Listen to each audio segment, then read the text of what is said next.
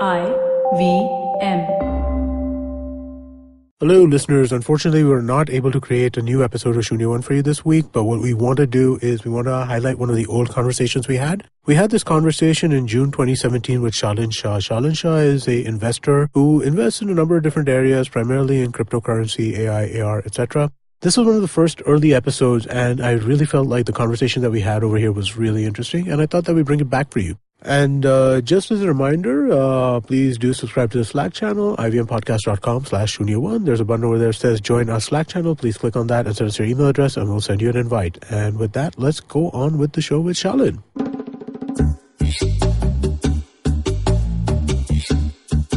Hey, welcome to Shunya One, episode 5. I can't believe that we are here again, and we're already 5 episodes down. We're a month of... I think we've just crossed a month of recording this show. That sounds about right. And It's been pretty interesting. It's been fun. I did not know, like a month ago, I didn't know I'd be hosting a talk show. And, and here I am. Yeah. But it's been great. Good job. Thanks, Amit, for getting me hooked on this. And I'm so happy to all the guests who basically decided to show up and help me through this. No, we've had a good roster so far, and we're glad to have Shalin come in. Yes, so let me introduce the guest for today. Right here with me is Shalin Shah, who is yet another friend and angel investor now in India. And he has an interesting background himself. He's been doing this kind of stuff for a while now, and he's moved here from the US, moved back, I would say. No, just moved here. I've never lived here in my life. Yeah, you've never lived here. Okay, that's unusual. Yeah, I moved here 4 years ago. I've been coming here every year all my life during summers, but never actually lived here. Coming just to South Bombay. Yeah. Nowhere else, not even... Landed at the domestic airport. That's pretty good. Yeah, but that's about it. He's just been coming for summers to South Bombay and then going back to the States. That's understandable. Yes, he's seen it when the ceiling came off, and he's like, South Bombay sound like south of France, you know, like have a holiday. Like, it's not like that, though. Not at all. Well, great to have you here. Thanks for making the trek to Bandra one more time. But saying so, I mean, since you've been here a couple of years now, and you've jumped into the, you can say, the heydays of the startup ecosystem, you've jumped right in. So it'll be interesting to talk to you about what you've seen and how you've seen this space change or where it's at. And we'll get into that. Yeah. And I think we should have an interesting chat going forward. Sure, that's good. So just to kick it off, this week's again been a pretty interesting week in tech, I guess, and tech and biz and everything. Everything. We have a couple of stuff which has happened, but I think the most hyped and talked about thing which happened, which didn't really make so much of an impact, was probably the Apple event, which I know a bunch of my friends were really looking up to. I know someone who actually set up like candles and stuff to watch the... Get out of here. you know who it is. Just to watch the show. But yeah, man, it was so not what we expected. And I think Apple's at a point in their life, probably again, when they are struggling with innovation a little bit. That's that's something that's always going to be part of what, like innovators' dilemmas and all that kind of stuff, right? You're always going to see a certain amount of that kind of stuff. I think what's interesting with this thing was the HomePod was pretty much the only thing of any interest whatsoever. Yeah, but it's a massive departure from their usual... Is it really, after buying Beats? Well, yeah, I guess so now that they're in the speaker business. I feel like, Apple over... So, I think of Apple as it's a consumer electronics company. That's essentially what they do, right? They make really, really cool consumer electronics, right? And this is a consumer electronic. So, I think it makes sense from what they're doing. But I don't know how good it's going to work because I don't have an iPhone, but I do have an iPad, and Siri is not that good. No, and this thing is... I think it's actually a shot for them for, having their homegrown AI kind of work out, right? Is they needed something to compete against Amazon. Yeah. And AI has not been something that they've been great at, although they came out with Siri, and that was one of the first kind of... Yeah, it was actually the first assistant, but she was never really helpful. And they took a lot out of it, right? The original Siri that was there by the Israeli company that made it was more functional than what Apple released. Yeah. So I mean, like they closed it off quite a bit. They closed up. In fact, that's also one of the trends which I'm seeing Apple follow. Right, they were very developer. So this was a developer event. WWDC is always about features in the OS and so on, and iOS 11 and so on. So they're still playing the follow-on sort of language. I mean, with the OS features. I mean, they've still not, I would say, this happens every time Apple announces something. The Android guys say, hey, we had it for 2 years. Well, that doesn't matter. But they're still like that. So that's where the shocker is, I don't think the sequence of these things matter so much, right? Because, I mean, like Android might have had a fingerprint reader before Apple, but Apple implemented it well, right? Yeah. I don't see that any of these fingerprint readers on any of these Android phones work anywhere close to as well as they do on an iPhone. Right. So I don't think that it is necessarily just like, a kind of follow approach. Yeah, but I don't see anything wrong with that approach. More to the point, right? I think I'm a believer that execution is everything. Ideas are a dime a dozen. I mean, like that's kind of how. I don't think Apple for a long time has been an innovator in a particular area, or an inventor, I should say. They've always been a revolutionizer of an existing product, whether it's an iPod, whether it's a phone, whether it's anything they do. And so I don't think. They jump to category leader. Absolutely. So and charge you like triple what it should be. Yes. So like when the iPhone came out, right? I mean, like I was at that time kind of heavily involved in Symbian development, right? There was nothing you could do on an iPhone that you couldn't do on a Symbian phone. But let's be perfectly honest, the iPhone was so much better to use than any of these Symbian phones. Yeah. I mean, like, so I mean, like the ideas were there. All the technology was there in Symbian that was there in the iPhone, right? Right. Whether you're talking about touch, whether you're talking about browsers, whether you're talking about programs and apps, and all that stuff was there in Symbian. Yeah, they just took it so many notches higher. Yeah, exactly. It just was never that great. I think that's what they're good at, I guess. Yeah. So, well, we'll wait and see how this year plays out, and if they copy the Galaxy S8 with its all iPhone glass. So, that's another thing coming out this year. Have you heard about that? I mean, all the leaks say it's going to be a glass iPhone, like full glass. How is that going to look also? I mean, like, it's not like all of a sudden all the electronics are going to become transparent, right? You never know. What you're going to get a transparent memory chip? What if they have to take it up 10 notches? That's the only way to go. But why would you do that instead of using the camera as the interface to just kind of walk behind it? I mean, like to kind of get the back view, right? And that's transparent for all intents and purposes. Who knows? Yeah, anyway, I mean, like, we'll see. And any thoughts on their whole augmented reality play in That's this thing? actually pretty neat, by the way. Yeah. That's something which I was actually impressed. So Google actually had a product out. I forget the name right now. A couple of months ago. They actually have a design spec for a phone, which is being made right now by a few manufacturers, which has a depth sensor built in. And that lets you do the same kind of AR which is being shown now as just a software upgrade in iOS. So what do you guys think? Is AR going to be some... do you think that Apple, Google have it right with AR with the phone, or do you think Microsoft has it right with the glasses? I think even all the other glasses guys, right? They compete at a much more experience level than just small time AR on a phone. So I think it's both going to be there. Yeah. I think the glasses guys are like going to be there for the really specialized applications until the glasses become cheap enough, right? Small. Everything is now like way crazy expensive. Nothing below $50,000. The developer kit for this is like $1,500 or something, right? Yeah. So not for either HoloLens or for any HTC Vive or even the Sony glasses. Right. The ones which come with a PS4 for gaming, even those are like massively expensive. So I think you'll have that specialized space for VR. Okay. And for AR, which is augmented reality, is essentially stuff within your normal, viewfinder, right? So I guess the phones are going to definitely have it. I don't remember. So I mean, like, I think the glasses make more sense for AR in some ways. I've never been as blown away by a demo, or it's been a long time since I've been as blown away by a demo as I was by the HoloLens demo. I think AR is. I think AR is going to be a lot more. So have you seen Snapchat's new AR stuff? Yeah. Like they do it pretty well. They do it pretty well. It is. So it's probably going to be used for entertainment and. That's the first step. Fun stuff. But I thought with Microsoft stuff, the thing that really blew my mind was like, somebody teaching you how to change a pipe. by circling that pipe and saying, turn this around. No, so stuff like that kind is of stuff was, mechanic or something. That's the kind of stuff that just, I was like, okay, this is, that was really mind-blowing. No, stuff is going to happen. And Minecraft.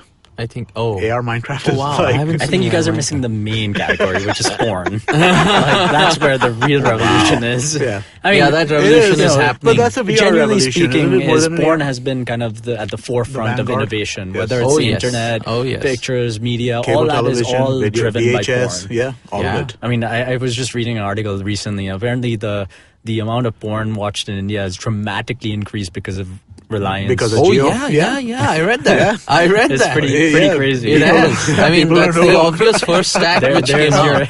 There's the bulk of your data right exactly. there. I mean, what do you think? 4 GB a day, resetting every night. Yeah, they knew what they were. Yeah, they know what people want over here, and our government is also very clear that porn is legal for the consumer. So yeah. Wow. Yeah. So I think VR stuff is going to happen whether we like it or not. So porn feels like a VR story rather than an AR story. I mean, I could be wrong about that, but it feels like porn feels like something you want to be immersed in. Probably. Are we getting a little probably for a few minutes. I mean, you could point at, your girlfriend and change her clothes, or, there's certain things that you can do. Yeah, okay. What kind of startup pitches have you been seeing, Shalin? I think the craziest pitch I've ever had was a breastfeeding cafe. That's probably the craziest pitch I've ever had. That's a real pitch you had. I had a real presentation. It wasn't just a pitch. Oh, wow. It was a breastfeeding cafe with the intent. I mean, it was a solid idea. Is that most women that just have their child, they can't do anywhere, so they can't get out, and so they just feel depressed oftentimes. And there's a legitimate kind of medical reason for that. And so oftentimes, they want to be able to get out and be with like-minded mothers, or first-time mothers. And the intent is, hey, why don't we set up a breastfeeding cafe in every mall? That's interesting. Wow.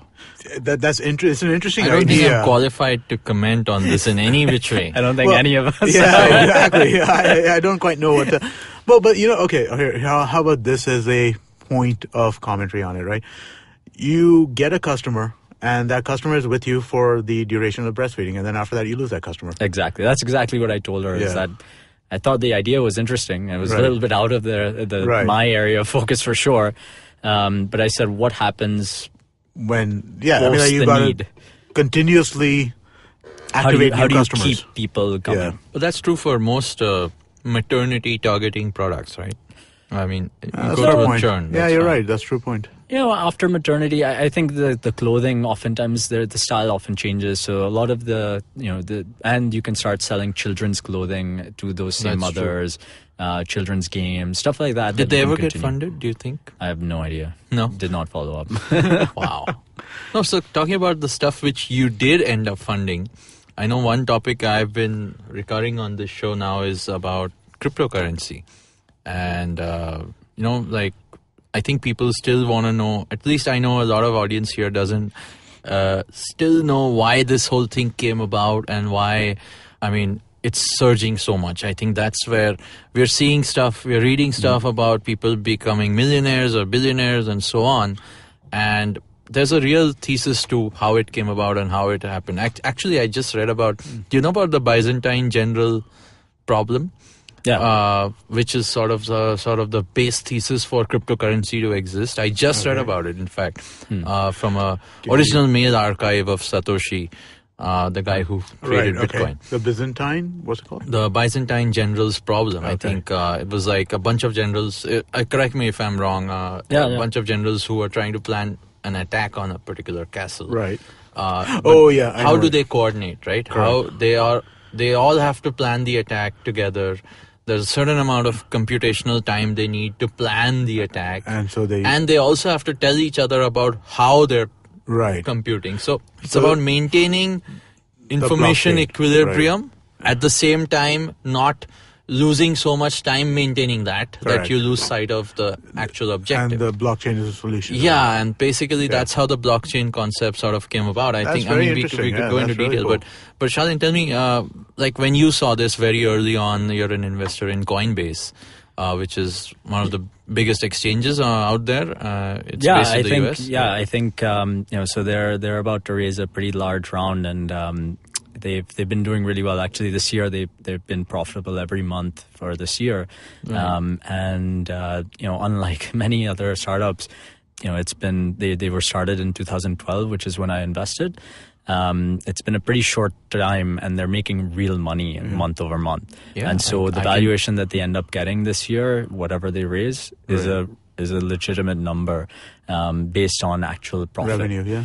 Not even revenue, profit. Profit, okay. Wow, and so I think they're doing really well. But at the time when I was kind of looking at it in 2012, I had read a lot about these white papers that you just mentioned, right. And I definitely saw there being a need for some kind of cryptocurrency in various different forms and fashions. At that time, I felt like there needed to be kind of one kind of global currency. I just felt, I was coming to India pretty often, and I was kind of dealing with these currency issues in terms of conversions and things of that nature. But more than that, I just felt like an anonymous or relatively anonymous way to do things. And having some method where it's not centralized, especially that piece where it's not centralized, was something that was really interesting to me. And I thought that could do a lot for the future of how finance works. Right. So at that time, a lot of the hot topics in the US were also crowdfunding, right. And things of that nature. And that's, again, kind of decentralizing how finance works. Right. And so this was one other method to do so. Right. So I, frankly, didn't know that much about Bitcoin. I probably had started reading about Bitcoin in 2011 or so. And I really wanted to buy one, but I didn't know how or what. Well, do you think, just as a quick grow, I mean, do you think you would have made more money if you put that much money in buying Bitcoin then, or in Coinbase? Yeah, so I tracked this. I mean, at that time, that was the same question I asked myself: is that should I just buy Bitcoin or should I buy, invest into Coinbase at that time? Right. Without disclosing which is going to make you more money. There's no doubt that I would have made far more money in Bitcoin. Oh, wow. By a significant amount. And, Coinbase will make a massive multiple on my money, but Bitcoin has surged dramatically. I mean, so when I was looking at Coinbase, Bitcoin was probably in the teens. Oh, man. So since then, it's gone up pretty dramatically. Yeah. 200 times, right? Yeah. Yeah, it's still in the 2,000 plus range right now. Wow. But yeah, so now, I mean, there's a bunch of other cryptocurrencies out there. Coinbase is actually tracking pretty much the exchange for a bunch of stuff. So I guess going back to why I invest in Coinbase, and the decision to have not invested in the money into Bitcoin as opposed to Coinbase was actually pretty simple. I felt, and my gut feel was that Bitcoin would be version 1 of virtual currency. Right. We went through version 1 all through the web era in general, whether it's an Amazon.com or every other kind of version 1 of all the e-commerce or other types of businesses online. Right. And I felt like Bitcoin would be V1. And so I thought that there's potential money to be made on there because, there's a run-up in these things anyway. Absolutely. But that would come crashing down eventually and something else would replace it. Right. And I felt, and the big question for me is, can Coinbase kind of manage any type of digital currency or asset for that matter, not just currency? Exactly, yeah. And they could. They were made exactly for that. Right. And so from that perspective, I thought that Coinbase made more sense to me because if Bitcoin kind of just evaporated, then these guys can take on the next kind of wave of digital assets. And they have been able to. So they now are not just Bitcoin. They're doing Ethereum. Exchange, they do Ethereum, they do various other kind of assets, and they continue doing so. And so, what's actually very interesting also is that these guys, today have, it's not public, but they have most of the money that they have raised still in the bank. Oh, wow. And I don't know, they don't really need to invest use too it. much, yeah. Right. But the reason they're building that up is because they themselves see a lot of different opportunities. And so they'll be investing in many of these different things that come out. Right. And so you see a lot of news today about these, essentially the IPOs for digital currencies. Right. Yeah, ICOs. Yeah.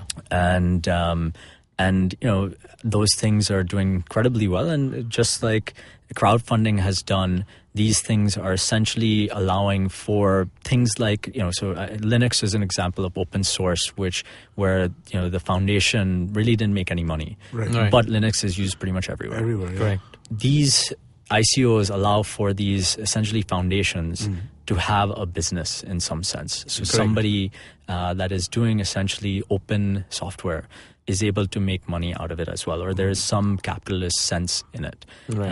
And so it's changing the way these open source projects are starting out. For sure. Yeah. For sure. And so this method has changed, I think will change how open networks of any sort are going to be built, right? Monetized. In fact, so instead of the traditional model of the big Googles of the world or Facebooks of the world, which is keep everything free and ads will pay for it. This is, in a somewhat alternate future where it need not just be ad paid. It could be that the community itself pays for it. Yeah, exactly. Yeah. I think that's exactly right, is that decentralizing. Decentralization, exactly yeah. right? That's... So one of the questions, since you know this stuff so well, right? When we had Raj on, we asked him this question. I'd like to get your view on this as well. A question that keeps coming up for me is something like Bitcoin and its other various cryptocurrencies. Is that a currency or is that a commodity, like a wallet kind of situation? Yes. Is it is it money or is it gold? Yeah, that's my... as defined by, the tax man, it's an asset. So it's more like gold in that sense. But I think that I don't really have an answer for that. I think it can be used in both methods. Where do you see the long-term future of this kind of stuff? Do you see it as like something that will be used as a way to conduct international finance seamlessly, but at the end of the day, everybody's still going to come back to their base currencies? Yeah, so I think today the visibility of these things is more towards currency because that's what we can see and can understand. Right. But let me give you an example where it could become more on the asset side or wallet side. Today, there's a lot of issues around copyright. So, for example, pictures, photographs that, well-known photographers are taking, whether it's news agencies or other folks that are buying them off of Getty Images or something of that nature. Oftentimes there's a lot of people that are just using them without any copyright. Yeah. Right. Yeah. If you can tag, if the camera manufacturer suddenly tags every picture, using some token that they've come up with, now you can kind of see, no matter how much you've touched it up, how much Photoshop you've used, the base of the picture is tagged. Right. And so you don't need to have some imaging software or some kind of image recognition. It's just that file has been tagged. So no matter where it's being used, you know where it's going. Right. And suddenly, kind of for photos, you now have a ability through these tokens. You can call them coins, tokens, whatever you want. Now you are able to tag them, and so they have value. So now to sell this photo, you need to kind of allow for that token to go through. And so suddenly it's got value from that perspective. So there I see it more as an asset. But now what that token is backed by, is it backed by a Bitcoin? Is it backed by Ethereum? Or is it backed by a completely new token that digital manufacturing? In fact, that was one of the things which came out this week was actually Naval's article about tokens. I think that's the underlying science which is now coming to the forefront with the hype around Bitcoin, is the fact that all of this stuff which we spread around, use on the internet and so on, can be legitimized yet be decentralized, right? By using a token is essentially a snippet of identity which is self-contained. Without being owned by another agency, without being owned by it's not a Google password. So it's not a Facebook password that runs on Facebook. So I might be getting too specific. I get that you're talking on a more general idea, right? But one of the issues I see with what you're talking about, and again, I could be wrong because I don't have great grounding in this stuff. Aren't we talking about DRM 2.0 with this? Are you saying specifically for photos? For photos. I know that's specific to that, but I'm thinking just media generally, right? That creating assets with tokens attached to them would be kind of the way to look at that asset value. I mean, again, I know that I'm kind of picking on one point but it beyond is a point, right? So, I mean, if you take DRM, it's a little bit more constrictive. Now, if you're the owner of the photograph, for example, right, and you know a non-profit wants to use it, and they are using it, and they didn't tell you, right, you're not going to bother. Is that you want the non-profit to use it? But now, if Fox News came and your political views are kind of against it, or NDTV showed up and said, "Hey, look, I'm using this picture," and didn't give you any money for it, right, you're going to go after them. Yeah, absolutely. So I think it just decentralizes it even from a DRM perspective. It's not like Sony's going to come after you, or Getty Images is going to come after you, or whoever the producer is, or the kind of the house that you're housed in. You can be the photographer. It gives the individual power, right? That's also what Bitcoin is about. Having individuals be able to have ownership. No, fair enough. Without having to rely on a larger. I understand that. But a DRM, I think that is true. That it could be version 2.0 for that. But I don't think that's a negative thing. I mean, these people are doing work, and you should be paying for some services. So the concern with DRM for me was never about the protection of the data. It's always about the fact that you have to call home, right? Yeah. And in this case, you might not be calling home, but you got to call somewhere. Yeah. And that's always that step's always been my problem with DRM. But that's what you can do as the owner of the copyright is that you can kind of tell the token that in these certain use cases, like whether it's on Twitter or whether it's on Instagram, that's acceptable. Right. But if it's in this situation, not acceptable. Nice. All right. So on that, I think we'll take a quick break, and we'll come back to some more stories this week and keep talking to Shalin. Hey everybody, it's another awesome week on IVM Podcast. If you're not following us on social media, please make sure you do. We're IVM Podcast on Twitter, Facebook, and Instagram. This week on Cyrus Says, Cyrus talks to journalist Rachel Lopez about her Taxi Ceiling art series and her own podcast, Wordy Woodpecker, available only on the IVM network. On Simplified, Chuck, Naren, and Shrika deconstruct the latest UN report on climate change and why the next 2 decades might be the most important for the Earth. On the latest special episode of Paisa Vaisa, Anupam talks to Hansi Malhotra, an investment professional and owner of the financial blog, themoneyhunts.com. On Shunya One, Shiladitya and I speak to Arpit Ratan, co-founder of SignZ, a fintech company that makes regulatory processes for bank and other financial institutions simple, secure, and compliant. On the Kinetic Living podcast, Coach Urmi talks to childhood buddy and actor Shikat Alsaniab. She elaborates on her fitness journey and how she balances work, diet, and the need to stay fit. And just a reminder, guys, please tell a friend. You need to tell a friend that you're listening to a podcast that you like and get them to listen to the podcast that you think they will like. And with that, let's take you on with your show. Hey, welcome back, guys. And since we were talking about, how tokens and Bitcoins are helping decentralize everything, don't you think it's all the more necessary in sort of this world where we are only being tracked more and more every single day? I mean, again, one more thing which came out this week was about how Google is now able to approximate and track you even in the offline world.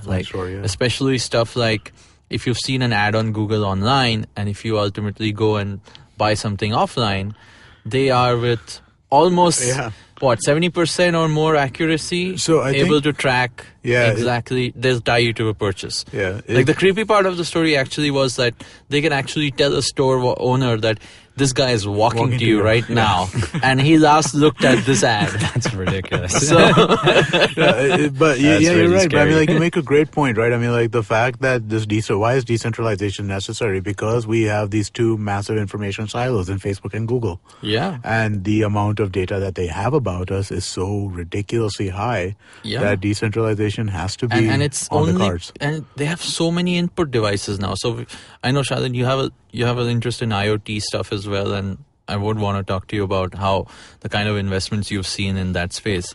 But even with that, right, all of these sensors around us, beyond just the one which we carry with us, which is our phone, and the one which we voluntarily give information to, there's still so much all over the place which is tapping into the internet now and tracking you in some way. So what do you think about that? What do you think about how crazy is that space for you? I mean, I think that's scary for starters. I mean, more and more, I'm less keen on logging in through anything via Facebook, Google, or Twitter, which is generally much easier to do.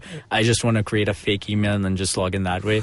And I will delete all my cache on a regular basis. I will do everything possible because these are the stories that I don't want to deal with. Right. That and the things like you hear about where some guy posted on Facebook and suddenly Shiv Sena mob came and destroyed his or her store. And so it doesn't even have to be, the all-knowing Google or Facebook. Right. It could be just the simple kind of folks other than that who just want to get you. Yeah. Who are out to get you. This was the topic of the first of our first show. Right. Was actually about how privacy breaches, if a hacker was out to get you, they can get you. Yeah, they can dig up whatever shit. This is one of my favorite little kind of parables, right? Or kind of ways to kind of describe. Sorry, I told you this 4 times now, but I got to say it again. Yeah. If you and I are walking down the street, we're generally safe. But if a ninja wants to kill us, we're dead. Yeah. So similarly, on the internet, you're generally safe. But if a hacker wants to get you, you're done. Yeah, for sure. But coming back to the machines, I mean, machines have been something which have been a interesting topic for me personally. I mean, I for one actually I love AI. I love the fact that I know the machines are going to take over one day. So I'm I'm setting the ground for hey, when they do.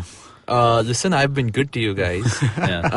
So we welcome our new machine overlords. Yeah, so that's the storyline I'm gonna be taking for the rest of my life. But in more news this week, do you know that AlphaGo is retiring?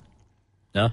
Yeah. So is it that good? Yeah. Yeah, it is. Google's AlphaGo. Nobody wants to play with him. No one, because he's beating everyone. AlphaGo, our famous AI Go champion, has beat everybody in the world, and it's pretty much retiring because now, so literally speaking, the guys who have played with him or whatever, played with it, are like the machine. It used to do human-like moves. Right. Now they've actually used the word godlike, and I read this in a few articles. But yeah, again, those guys are all Chinese or Japanese, so anyway, they're God-fearing, I'm guessing. But yeah, they have actually said that now this is beyond comprehension. I mean, they just want to learn from it now. Yeah. They don't want to play it because they know it's impossible. Chess is the same way, isn't it? Chess, and this was exactly 10 years ago or so when Garry Kasparov was beat by Deep Blue. Yeah, so chess, you play against AI for practice now. You don't try to compete. Exactly. So that's where it's at. So that's somewhat crazy. And when Deep Blue happened, they had predicted, okay, fine. So this is chess. This is where AI is at today. Right. For Go, the game, they predicted 30 years. They predicted from an extrapolation of complexity of chess versus Go. They said AI is probably going to beat Go in the next 30 years, but it did it in 10. So, yeah, we're really accelerating the pace of machines taking over the world. But I think that has to do with the amount of data machines have to access as well, right? I mean, like the amount of data, I was reading, I don't remember where, but somewhere I think I read this, that the amount of information created in the last 20 years exceeds the amount of information created in the entire human history prior to that. Yeah. So it just, we are putting so much more into it that all extrapolations related to... And it's all us. We're all training data for, the internet is this massive pile of training data for... future AI, essentially, right? All of our social media stuff is pretty much just shaming ourselves. So you believe in Skynet, basically? Pretty much. I think we're seeing the precursors of it. I think our best hope is a benevolent Skynet. Or is it the Matrix, one or the other? The Matrix is not really a good hope, man. I don't want to be a battery. We don't know. So in more news, I mean, I think it was out today, was... Did SoftBank just bought Boston Robotics from Google? Oh, really? Yeah, you know Boston Robotics. Yeah, You've seen I do. The videos. My cousin used to work for them. The videos are pretty much about how they used to mess with the robots they've created just so that the robots could learn to react. Right. I know all the Boston Robotics videos are pretty much humans hitting, kicking, thrashing at their robots, and them robots are feebly trying to just stand. And I think the more videos an AI sees about that is... they're not going to be happy. They're not going to be benevolent. Yeah, they're not going to be happy. So SoftBank now owns Boston Robotics. They own, I think, the ARM processor. They just acquired that. And I think they're either preparing for an attack against Skynet or they are Skynet. They are Skynet. It could be either one. Someone who knows Masa-san can ask. But yeah, well, I mean, they're also an investor. Have you interacted with them or that side? I've never seen Japanese investors. The benefits of or the lack of SoftBank yet. So I don't think it's a great thing in our ecosystem in India. I don't think there are that many entrepreneurs that know how to handle that kind of money. Right. I don't think there are that many investors that know how to handle that kind of money. We had Shubham here. He spoke about how housing, one of their early bets, was mishandled. Yeah. But anyway, otherwise, coming back to the ecosystem conversation, what have you seen in the last couple of years that you've been here? Yeah, so I think my first interaction with startups or the startup ecosystem here was actually in probably 2008, 2009. Mm-hmm. At that time, there weren't that many startups, and frankly, it was still a time where startups or folks that were doing entrepreneurial pursuits were kind of looked down upon. It was kind of still... Oh, yeah. I know that one. I know that. We were small business owners. Yeah. And if that. If at all. Yeah. And I think that evolution has come completely 180. Like it's dramatically changed. Right.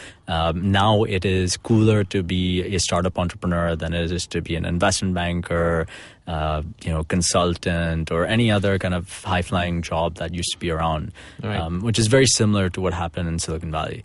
Although here we also went through an evolution of being part of the, having a government job was the cool thing. Right. So right. A lot of these things have kind of evolved dramatically. And so I think that's actually a very good thing. There are obviously a lot of negatives to that. You do have a lot of money chasing things that shouldn't be chased after. Mm-hmm. You do have folks that really should not be entrepreneurs that are entrepreneurs.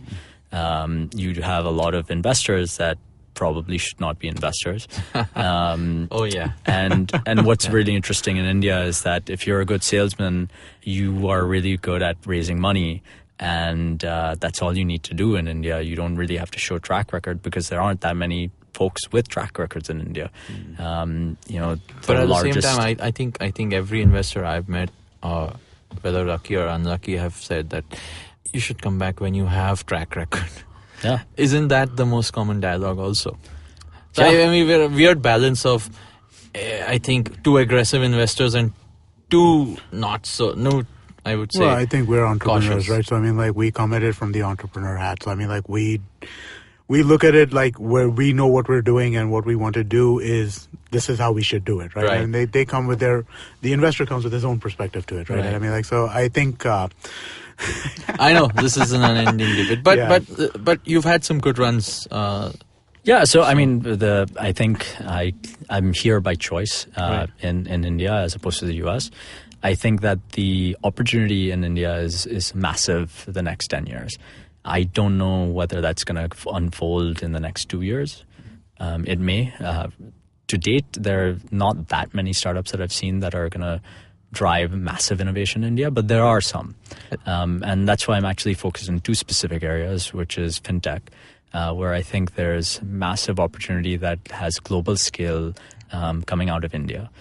Just because of the nature of how our country works, which Right. is you have these two, what people call India and Bharat, and the fact that you have kind of two financial systems, one which is kind of Legit and the dark economy. Exactly. And so I think there's so many of these weird dualities in India that this is a great breeding ground for kind of the next innovation. Which is why I'm a little bit disappointed. We were talking about digital currencies. Is that I'm surprised that I don't see much in that space in India Happening at all. here, yeah. In fact, much of the innovation is happening by the government. Right. Whether Which it's is crazy. Aadhaar, whether it's whether it's PIM, whether it's any of these innovations are actually driven by the government, and that's a great thing in many ways. But as a capitalist, I kind of want to make money off that, and I can't make money off the government in this Right. situation. Right. So I would like an entrepreneur to be more involved in those spaces instead of copying what's out there. I think fintech is rising. I think fintech's going through waves itself in India, but definitely it's one of the hot sectors, and I think it should continue to be hot. That dark economy we spoke about is not going away. Yeah, it needs to. It's not going away overnight. So no, but the government people are has going to start definite policies or definite objectives of trying to bring that dark economy into the light. So that presents. But it's going to be a while. It's going to be a while. So I think that allows for fintech innovation to exist. Yeah. But at the same time, I think fact that fintech innovation will lead to the dark economy coming into this. I think you're going to start seeing policy driven by government, which will kind of push people into using financial technology products, which will then bring people back into the. But at the same time, I think the fact that India, being so big a country with so much disparity in general tech penetration as well, it's actually one good thing. In case our future AI overlords do take over, they'll come to India and probably fail because not everyone's going to be connected. And they'll be like, shit, we can't get into people's cash. They still use cash. So that's our hedge. That's our hedge against the future in that respect. So people stuff your mattresses. So, yeah, but I mean, the stats are saying like demonetization helped kick it up a notch, but not enough still. No, not. So I mean, like I understand there's a spike, and then it's come back down to like 85% of what was there, and now it's kind of growing at the same rate it was growing at earlier. So I almost don't even think about kind of the black money, white money innovation, but almost think, so in India, I think finance has always been cutting edge. Things like chit funds are a phenomenal kind of tool. If again talking about decentralized tools, chit funds is a great example of that. Is that you are using your own community to be able to create a loan. And the power of that is phenomenal. Also from a very different method, which is there's social pressure to pay that back. And so, the collection rates for those, or I guess, the equivalent of an NPA in a chit fund is probably significantly lower. Right. But I think these types of innovations are massive potential, have massive potential in India. And I think that's where I think there's a lot of interesting things happening.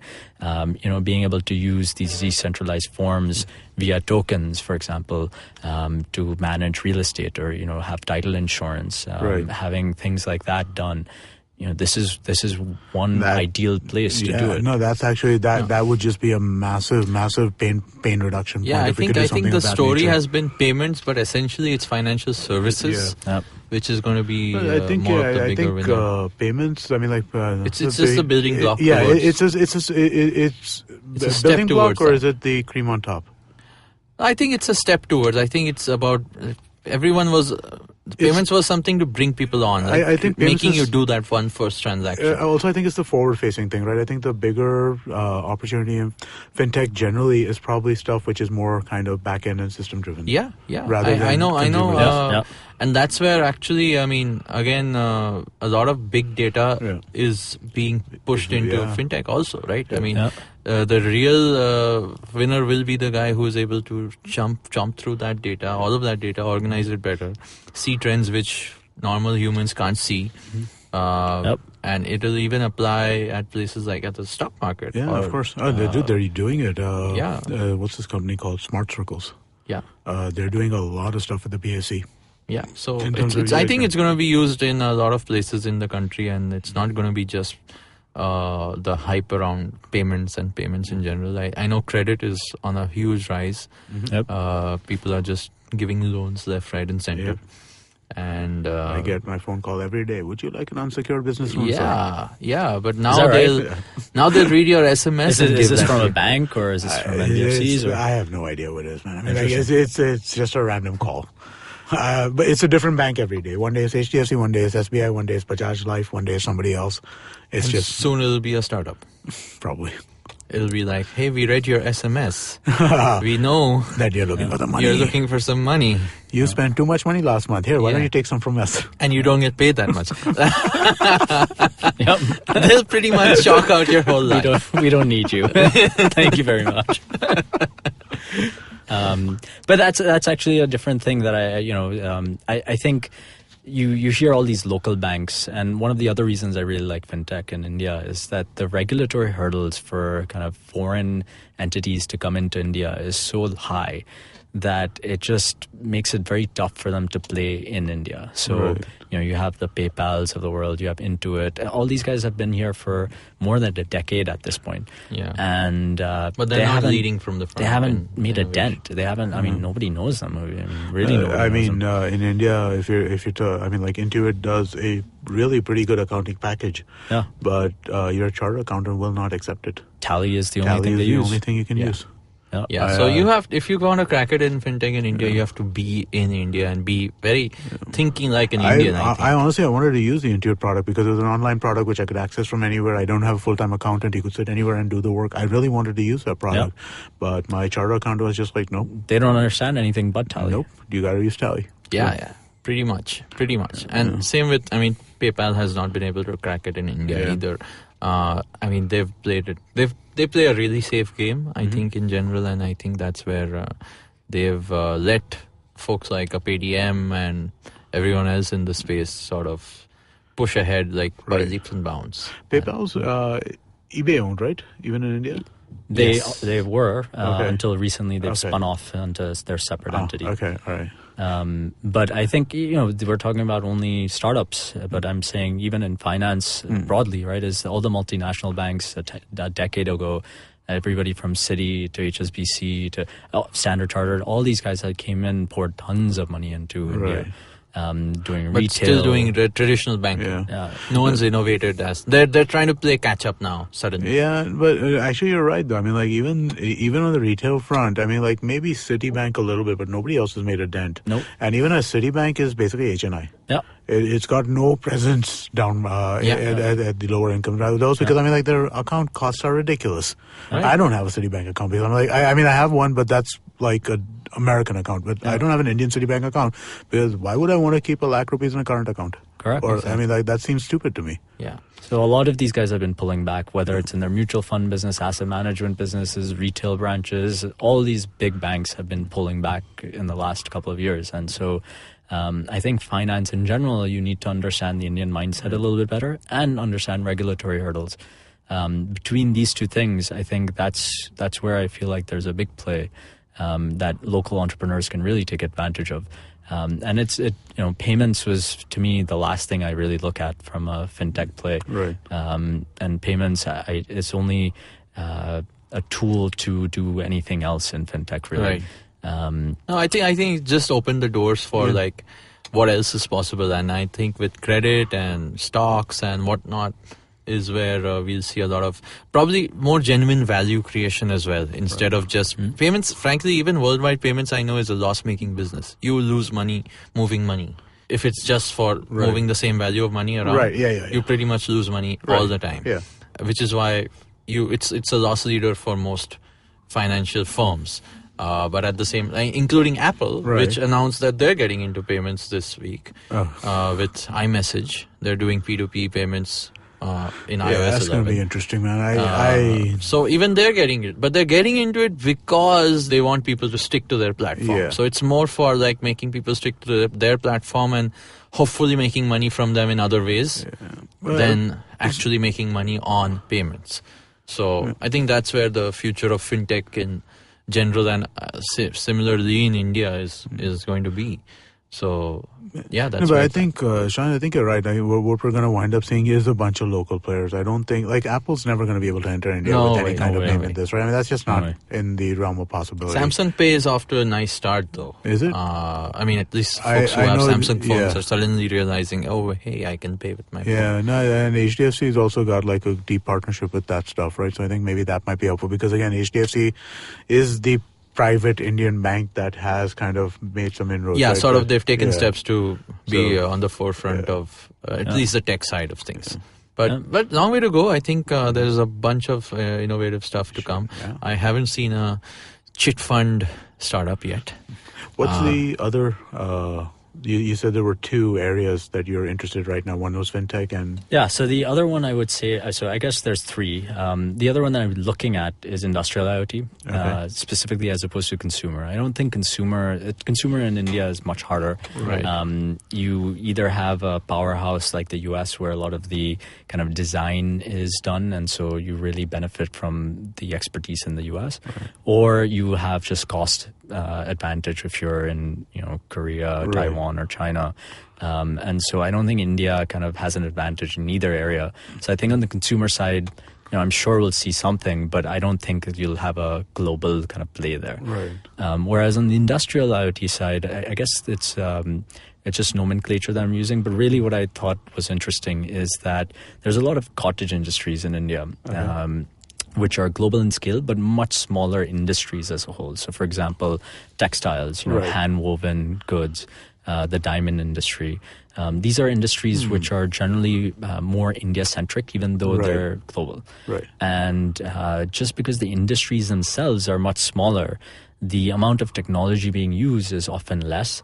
And so what ends up happening is that entrepreneurs in this field need to get much further along because venture firms are just not willing to back things that are not billion-dollar opportunities. Right. But the reality is there's still multi-$100-million opportunities in these spaces.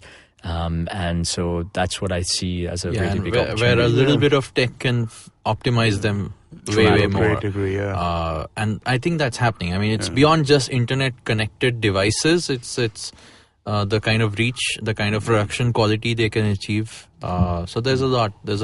Logistics is a huge thing, right? If India logistics is so big, but it's so inefficient, even today. And I think so far also in the last 10 years, people have just been doing GPS tracking, and even that's not being utilized to the best. So I think as that tech gets better and better, and people start to optimize further, imagine how good, how much the efficiencies can change your operations at scale so much, and they'll unlock a lot of value. So I think that's where industrial IoT in general plays a large part. All these very large inefficient sectors in the hinterlands of India, which are churning out and making money just on the sheer volume of things, but they could be a lot more efficient. And again, power and solar. All of this is solar. Now India has a big solar push. A big player, So I think that's again, all of these interesting sectors. I'm making it sound like I'm like a very pro-government kind of guy, but I'm really not generally. But again, government policies towards small-scale industries kind of will, a lot of them are geared towards this idea of enhancing their technological capability, right? And IoT is actually like the perfect thing for these kinds of guys, because they're going to be a bunch of small, inexpensive devices, which just kind of helps them, which basically just kind of gets their data centralized. In this case, in this case is a good idea. But then they can probably get paid by Bitcoin. There you go. Centralization to decentralization. In this case, the centralization is for efficiencies more than in decentralization's case, where it's more about privacy. Right.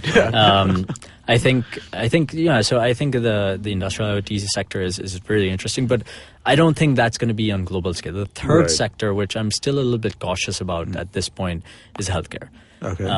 I think that's where, and specifically when I say healthcare, I guess I'm specifically focused on medical devices, and that to low cost, where there's a lot of potential innovation to create low cost things, as opposed to the very, very high cost. This we've seen in various different devices, is like stents, where there's massive opportunities. The other big place is computative kind of healthcare, where whether it's genetics or using a lot of the data that you're getting about your body is going to help you diagnose or preemptively kind of prescribe things that you need to take.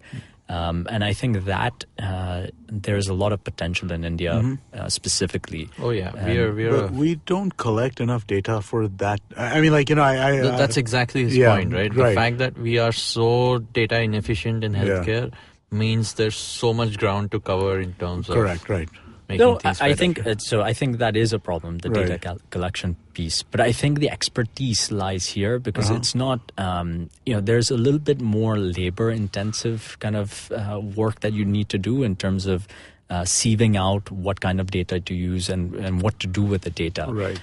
Which means that you need to kind of get a lot more people involved, right. Which means that because of our lower cost here, we have advantage. an advantage in that space. Right. And these guys are, the Infosys of the world. If they adapt properly, that is the next area where they can still survive on, instead of pure play BPO type of work. Yeah, that business is dying soon. Yep. I mean, that's not going to last forever. Right. Yep. So interesting. I think we are going to see some medical technology advances. just generally. I mean, like what's going on in India with medical stuff is kind of interesting, right? I mean, practice has become such a big thing of this, and that's again that's just appointment scheduling. Yep. At the end of it, right? Literally. I mean, like whether it's the just style of doctors. medicals. Yeah, exactly. But still, I mean, like the traction that has gained is like tremendous, and no, it's I think one of the first set of innovations which we are going to keep seeing in healthcare. Like you mentioned with devices, I think that's a big breakthrough, right? I mean, the smallest of clinics are obviously understaffed, but even then, a doctor could probably be 100 times more efficient with a little bit of tech at his disposal, which he can work. Medical records, man. I mean, like, so I go to South Bombay, apna Balkeshwar doctor, Kapadia. For the last few years now, I've been taking them a notebook. So they now write down what's wrong with me. But before that, I have no medical records of whatever I did in the 15 years before that. Wow. Like, I haven't gotten like really sick or anything like that, but which I guess if I had, then I would have hospital records. But I mean, like just stuff like, I broke my foot or whatever it might be, right? There's no record of any of this stuff, right? I had that's true, actually. a swollen liver, and because of that, I had to take like some medication to kind of like, we probably go to the doctor. I mean, some people probably, I know I used to get like allergies or something or the other every year. Yeah. But I just popped a pill and never went to a doctor most of the years. No, but even if you do go to a doctor, right? If a doctor sees that you're coming to him every year in May, right? They know then he knows that there's something happening in May that you're probably allergic to. Yeah, but they don't have that data. Yeah, that's true. And that to me is like, I don't know. I mean, like, I feel like, a lot of... So I agree with you there. I think medical records is definitely a play. Yeah. But frankly, I think that there's already a lot of folks that are going after that in the US and European countries. Okay. And I wouldn't be surprised, you have an SAP for all these things on the high-end side. Right. And so you have this trickle-down of the SME versions of an SAP. Right. On the medical device side or, on the collection of data side. But I think where the real innovation in India happens to be is not that. It's more, so let me give you an example of Arvind Eye Care. So these guys basically do, I can't remember the numbers anymore, but I think it's, they process like 100,000 cataracts or something. Okay. And so they became incredibly good with cataracts, and the reason they can do so much volume is they do free cataracts for rural areas, and the way they survive and still generate money is that they charge for higher end. So for example, if you or I wanted to go do it, you would pay for it only because you would want the after services. So the actual cataract procedure is the exact same. So it's not like they have a lower version of that. But it's the benefit of having a room, it's the benefit of having a nurse attend to you constantly, things of that nature that they'll make you pay for, which kind of subsidizes the overall cost of doing these free cataracts. Now, because of that, which is, by the way, its own innovation and very kind of social, but yet capitalistic kind it's of a great innovation. But that's a different story altogether. What's more interesting is that because of the high volumes, the lenses that they've been able to come up with to solve these issues, they've dropped down the cost from, I think it was like $80 or $90 to about $5. Okay. And they were able to come up with their own IP around both the manufacturing processes for these lenses and new innovations in that space. Interesting. So these things have dropped the global cost of these types of issues. And that's where I think the massive innovation lies.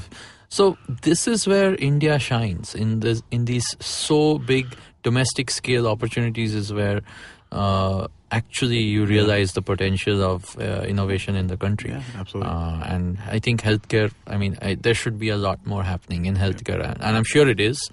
And with the right backing, I'm sure it'll be as interesting as fintech is today. I mean, I know it's a lot of people don't get into it thinking, I'm not qualified and so on. But even I think the Practo guy and even most other folks, even Diabito and so on, they've all, their history is they're not medically backed folks. They're not medical students. It's just that they had to deal with an inefficiency at some point and they went out and innovated. So I think for me, actually, my background is biomedical engineering and I'm staying away from that space.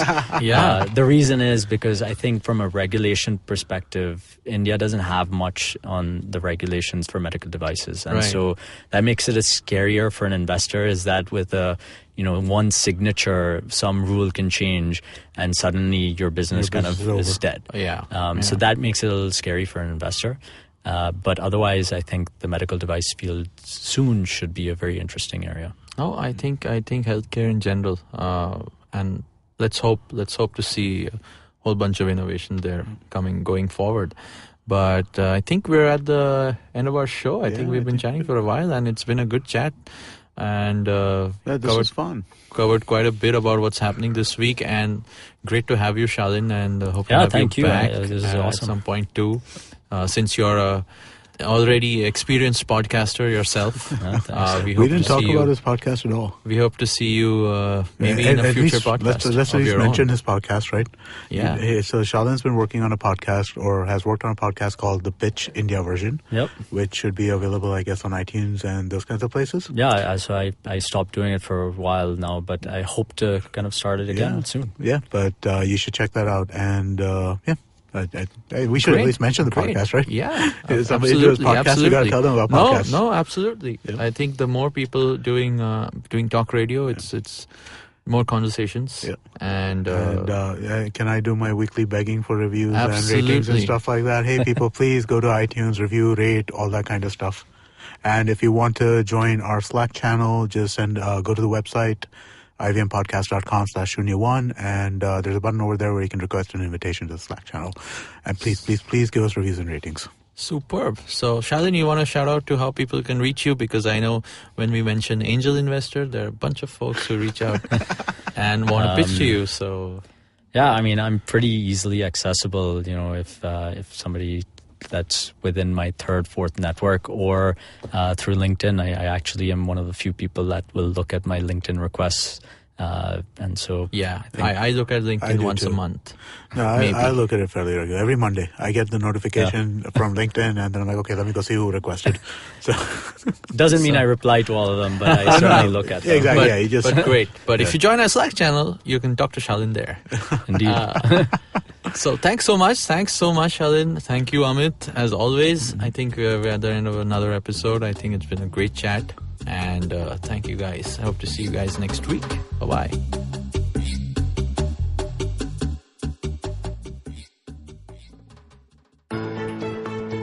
How aware do you think you are of your laws and rights? Do you look up to laws when you are caught up in situations? Do you know what your rights are when you're stuck somewhere bad? Well, here's a show that can help you move an inch closer to being aware of what your rights are. Tune into Know Your Qanoon with me, Amber Rana. This is a podcast meant to answer all your law-related queries. Catch Know Your Qanoon every week on the IVM website or the app or anywhere you get your podcast from. Give me a word. या कोई भी line. कुछ भी हो सकता है यार. क्या कहा आपने? टोपी. Okay. Mohan Joshi hated wearing topis. He felt suffocated in them. टोपी पहनते ही उसे स्कूल की याद आती थी. Where of course he had no choice but to wear a टोपी.